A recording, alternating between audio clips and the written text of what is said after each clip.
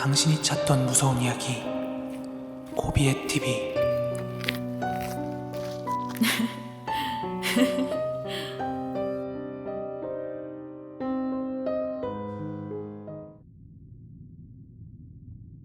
코비의 TV 구독자 엘로이님의 제보 사연입니다. 때는 2005년 겨울이었고요. 그때 정신적으로 많이 힘이 들어서 몸도 쇠약해지고 결국 2006년 1월 초에 반강제로 서울에서 부산으로 귀향을 하게 되었습니다. 그 당시 저는 20대 중반이었고요. 원래 평소 몸무게가 49에서 50kg 정도 나갔었는데 그때 당시 거식증 비슷하게 겪고 있어가지고 42kg까지 몸무게가 빠졌던 시기였어요. 그래서 병원 다니는 것 외에는 외출도 힘들던 시기였습니다.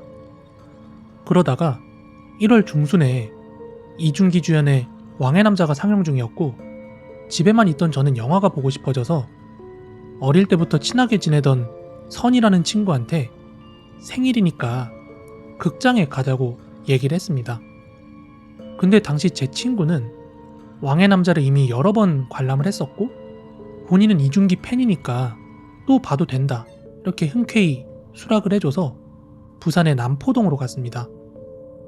지나가면서 자주 봤던 부산극장으로 들어갔는데요. 거기가 1층과 지하에 맥도날드가 있던 큰 건물이었습니다. 그래서 극장이 있는 층으로 올라갔고 친구는 영화 예매한다고 매표소 쪽으로 갔어요. 그래서 저는 미리 화장실을 다녀오려고 그 로비 쪽을 휙 둘러보고 있는데 로비 중간에서 뭔가 시선이 느껴지는 거예요. 그래서 뭐지? 이러고 뒤를 살짝 돌아봤는데 어떤 한 여자가 저를 노려보고 있었습니다. 아니 왜 로비 중간에 저렇게 철푸덕 앉아있지? 의자도 없는데 하는 생각에 자세히 보니까 여자의 행색이 머리가 온통 젖어가지고 엉킨 듯한 머리에 뭔가 어두운 카키색인지 뭔지 칙칙한 옷차림이었습니다.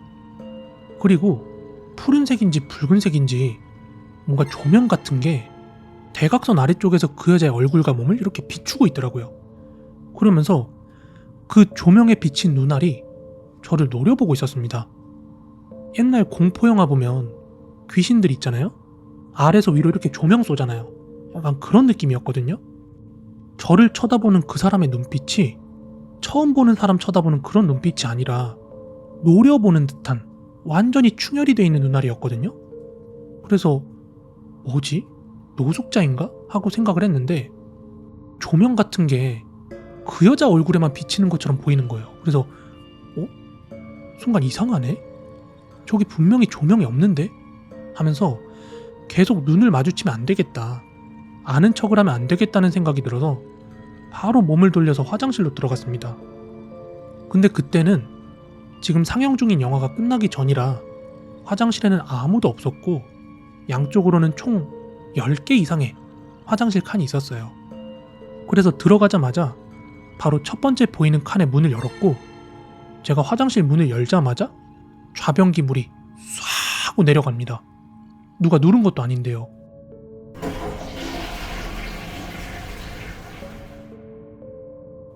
근데 그 당시에는 자동으로 물이 내려가는 센서나 비데 같은 게 있는 화장실이 아니었거든요. 그리고 안에는 사람도 없었고요. 뭐지? 하고 생각을 하던 중에 그 화장실에 있는 점보롤 휴지 있잖아요. 그게 모두 풀어져서 찢어진 상태로 변기랑 화장실 바닥 여기저기에 막 흩뿌려져 있는 거예요.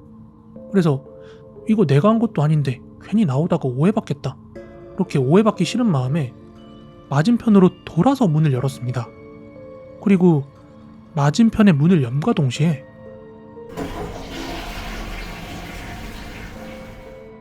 또 갑자기 쏴 하고 물이 내려가는 거예요. 그 칸도 휴지가 다 풀어져서 흩날리고 있었고 변기에 휴지들이 처박혀 있었습니다. 그래서 뭔가 소름이 돋아가지고 혹시 내가 못 본 사람 있나?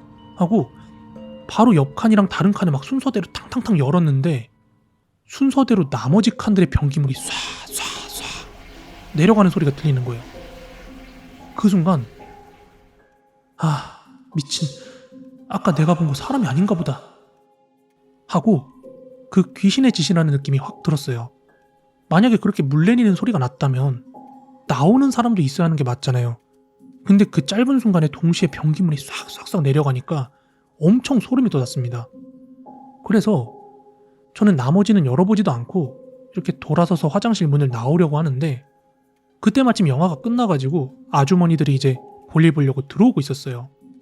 근데 이대로 나가면 이거 전부 내가 한 줄 오해받겠다 싶었는데 다시 가서 뭔가 나 아니라고 설명하는 것도 웃기잖아요.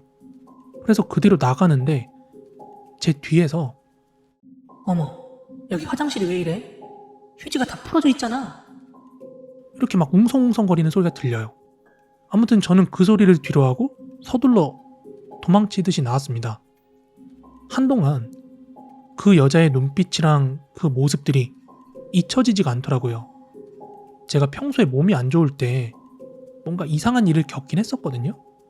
그래도 뭐 보통 예지몽 비슷한 거나 아니면 되게 높은 확률의 우연처럼 신기하거나 요상한 일들이 일어난 적은 있어도 이렇게 귀신 같은 걸 실제로 본 건 처음이자 마지막이었습니다. 근데 당시에 남포동의 어느 극장에서 실제로 우울증 여성, 극장에서 엽기 자살 이런 타이틀을 달고 기사가 날 정도로 진짜 끔찍한 자살 사건이 있었거든요. 영화관에서 영화를 보던 여성이 자기 목을 칼로 찔러가지고 스스로 목숨 끊은 사건이 있었어요. 제가 당시에 그 소식을 들어서 알고 있었기 때문에 뭐야, 혹시 이 극장에서 그 일이 있었던 건가? 하고 다시 한번 검색을 해봤거든요. 근데 다행히 제가 갔던 곳은 아니었습니다. 그래서 도대체 내가 본 그건 뭐였지? 하고 아직까지도 미스테리로 남아있는 이야기입니다. 제보자분께서 그 기사 링크 같은 걸 보내주셨는데 그 우울증 여성이 공포영화 보다가 혼자 극장에서 스스로 자기 목 찔러서 죽었다 하더라고요. 실제로. 우울증 여성, 극장서 엽기 자살. 휴일 도심 영화관에서 우울증을 알아온 여성 관객이 공포영화를 보다 흉기로 자신의 목을 찔러 스스로 목숨을 끊었다.